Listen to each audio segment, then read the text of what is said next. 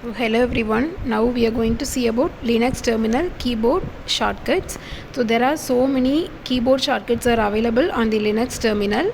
I'm going to explain some basic keyboard shortcuts. So these shortcuts help us navigate quickly, edit commands efficiently, search command history, control running processes, and improve our overall productivity while working in the terminal.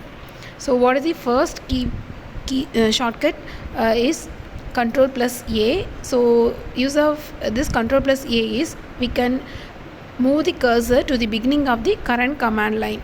So what is the use of this is it allows us quickly navigate to the start of a command without repeatedly pressing the left arrow key. So no need to press the left arrow key continuously. Simply we can give control plus A to move to the beginning of the current command line. Similarly, to move to the end of the current command line, we can use the shortcut control plus E. Next we are having control plus B. So what is the use of this is we can move the cursor one character backward. Similarly, moving your cursor one character forward, we can use the command control plus F. So F is for forward. Next we are having Alt plus B. So what is the use of this is we can move the cursor backward by one word. So using control plus B we can move the cursor one character backward. Using Alt plus B we can move the cursor one word backward. And next Alt plus F, using this we can move the cursor one word forward. Using control plus F we can move the cursor one character forward. Using Alt plus F we can move the cursor one word forward. Next one control plus U. So using this we can delete all the characters from the current position of the beginning of the command line. Similarly, using control plus K we can delete all the characters from the cursor position to the end of the command line. So whatever the characters we are having after the cursor position, that all characters will be deleted if you are pressing control plus K. So similarly, pressing control plus U, you can delete all the characters before the cursor position.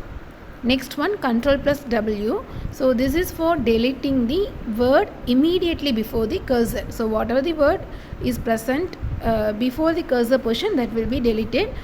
For deleting the word immediately after the cursor position, we can use the command Alt plus D. So next one, control plus Y. So what is the use of this is using the above commands, the above shortcuts, that is control plus U, control plus K, control plus W, we can delete the character or word. So if unknowingly if I have deleted my character or word, means to restore that I can use the shortcut control plus Y. Next one, control plus T. So what is the use of this is to swap two characters at the cursor position. So instead of typing LEAD, if I have typed LAED, LAED means to swap E and A, I can give the command shortcut control plus T. So but the cursor position should be between those two characters. So similarly, to swap two words, we can use the shortcut Alt plus T. So control plus T is used for swapping two character at the cursor position.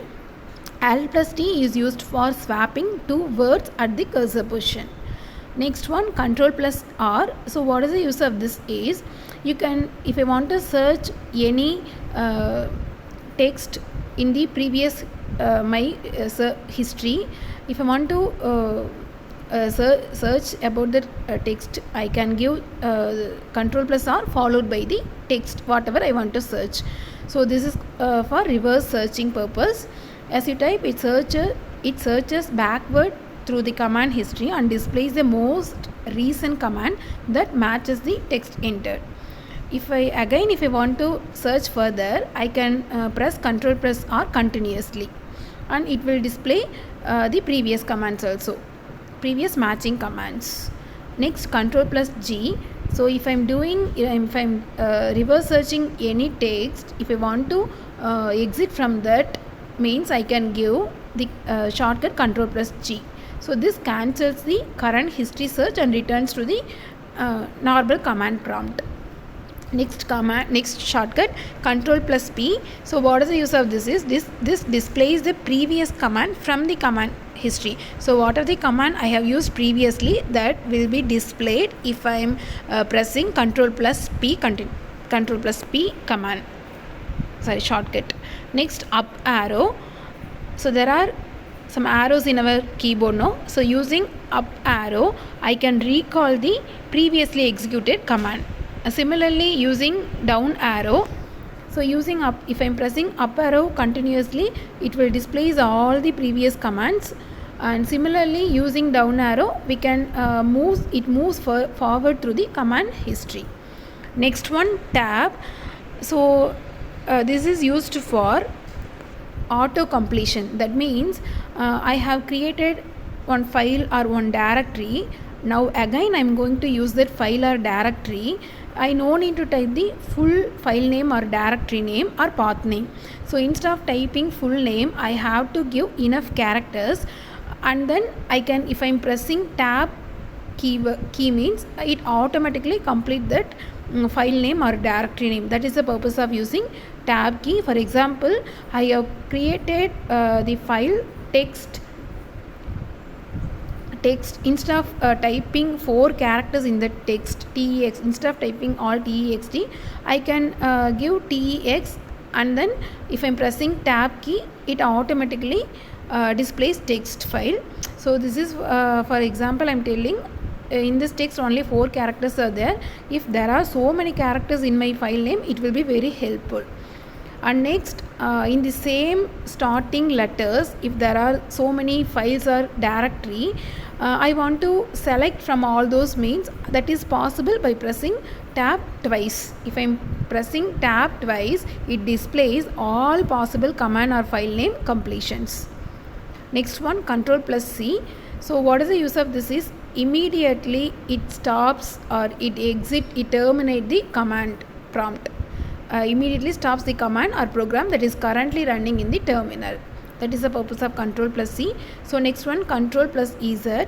So what is the use of this is, this suspends the currently running foreground process and returns control to the terminal prompt. So if I am using control plus C, that terminates the program, but control plus EZ, it won't terminate the process. Instead of that, it temporarily it goes to the it closes, and whenever I need, by pressing FG or BG command, I can go to my previous process.